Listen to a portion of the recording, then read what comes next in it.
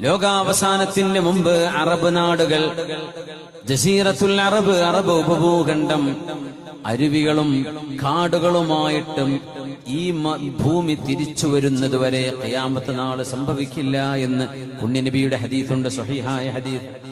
لا تقوم الساعة حتى تعود أرض العرب مروجا وأنهارا.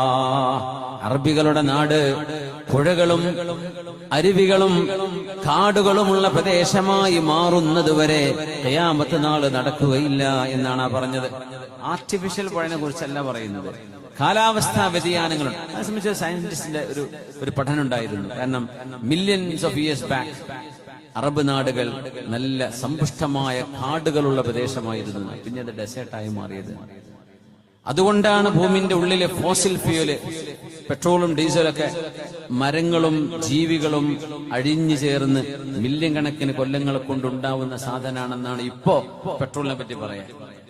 ജീവജാലങ്ങളും ചെടികളുള്ളിടത്തെ പെട്രോൾ ഉണ്ടാവുള്ളൂ. അവകൾ മില്യൺ കണക്കിന് കൊല്ലങ്ങൾക്ക് മുമ്പ് നശിച്ചുപോയി അതിന് രൂപം മാറ്റം സംഭവിച്ചിട്ടാണ് പെട്രോളും ഡീസലും നാച്ചുറൽ ഗ്യാസും ഒക്കെ ആയിട്ട് മാറുന്നത്. അതുകൊണ്ട് അതിനെ ഫോസിൽ ഫ്യൂൽസ് എന്ന് പറയാൻ കാരണം ജീവികളിൽ നിന്നുണ്ടാകുന്നതാണ്.